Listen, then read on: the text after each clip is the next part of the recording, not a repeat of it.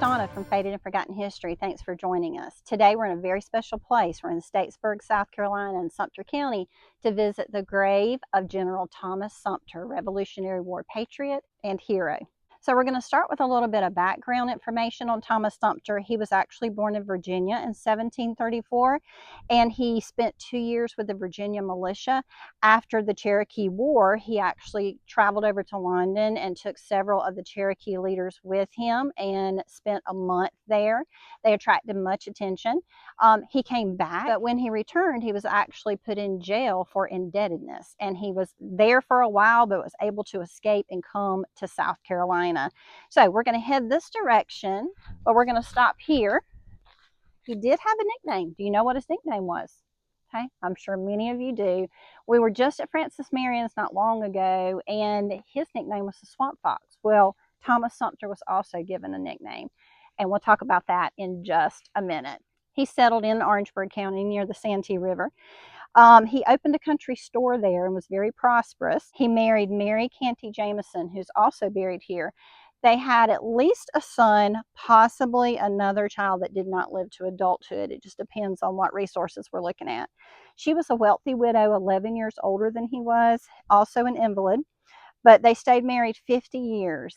She was the one who's credited with changing the spelling of his name from Sumpter to Sumter. She felt it looked more distinguished. So we're going to head on up this way and talk about his Revolutionary War career.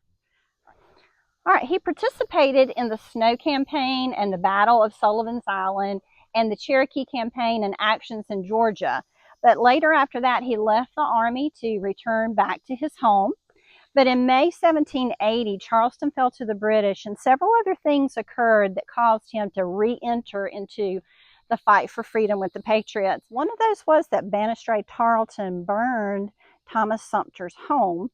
It is also said that they took his invalid wife out into the yard, put a ham under her wheelchair, and set fire to the home. Well, this infuriated him, of course. So he entered back into the revolution, set on getting revenge, and he rallied up the militia. He began leading them before Nathaniel Greene actually arrived in this area. He continued commanding the South Carolina militia through Hanging Rock, Fishing Creek, Fish Dam Ford, and then in 1780 we had the Battle of Blackstock's Plantation. There he defeated Banastre Tarleton, and Tarleton is credited with saying that Thomas Sumter fought like a gamecock. So there is where his nickname comes in, the Fighting Gamecock. In this battle, Thomas Sumter was severely wounded and had to take time to recuperate and get better. So in 1781, he returned back into action again. So here we have the monument that was put up in honor of Thomas Sumter, and this reads, he came to South Carolina about 1760 and was in the Indian service on the frontier for several years before settling as a planter in this vicinity. Commandant of the 6th Regiment, South Carolina Line, Continental Establishment, 1776 to 1778. Brigadier General, South Carolina Militia, 1780 to 1782. Member of the Continental Congress, 1783 to 1784. Member of the U.S. Congress, 1789 to 1793 and 1797 to 1801. And U.S. Senator, 1801 to 1810.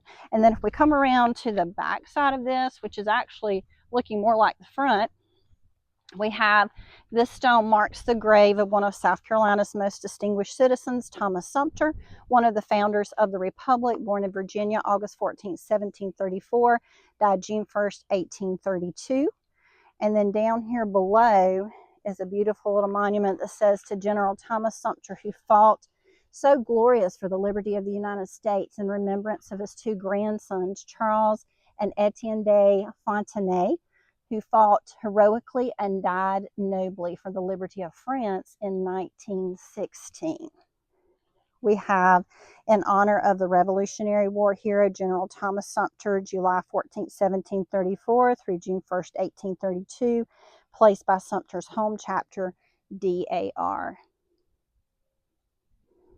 So this is the grave of General Thomas Sumter. He was born 1734 and died 1832. His contribution to South Carolina. A large part of it was that the British occupation never firmly was established in South Carolina.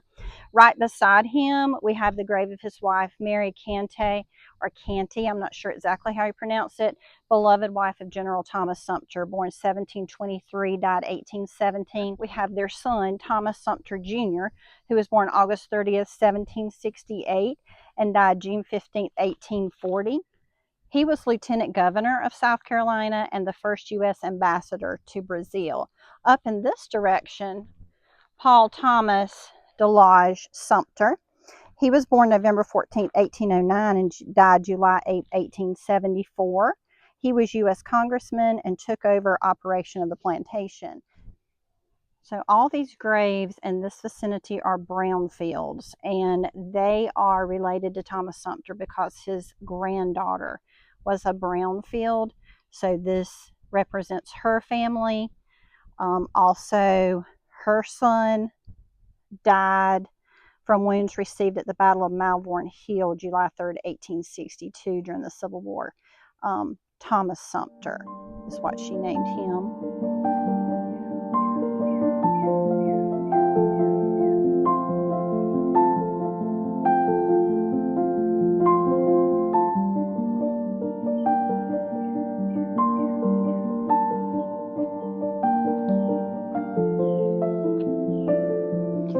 So the first thing I noticed when I come up to this little chapel are these bricks and how people have carved in initials and names about as high up as you can reach. So not sure why, but that is something that's noticeable all the way around this little chapel area.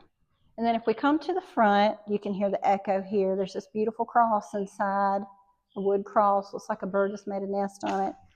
And this is where Natalie Marie Louise Stephanie Beatrix de DeLodge de Valude, beloved wife of Thomas Sumter Jr. So this would be Thomas Sumter's daughter-in-law. She was born in France, October 28, 1782, died in Stateburg, August 10, 1841. She has a very interesting story. She was actually born in France and was part of royalty, but when the French Revolution was taking place, she was sent to America. Lived with Aaron Burr's family, the Vice President of the United States, and was raised as his daughter. So she ended up marrying Thomas Sumter's son, Thomas Sumter Jr., and this very elaborate burial place is hers. It was her desire to be buried in a little chapel on the plantation, and that's why this was built for her. It looks like at one point there might have been something up there, but I don't know that for sure. We've seen that in certain tombs that they've put in some type of a marker in that type of area, but that could just be for architectural detail. We're not sure.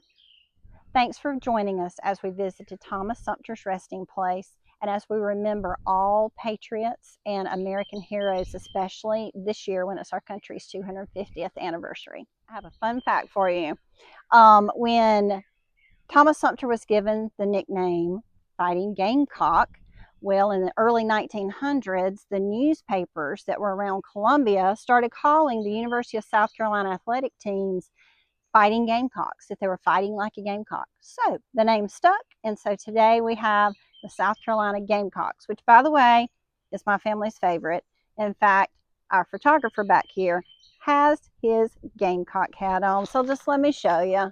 There we go. There's the man behind the camera. Go Cock.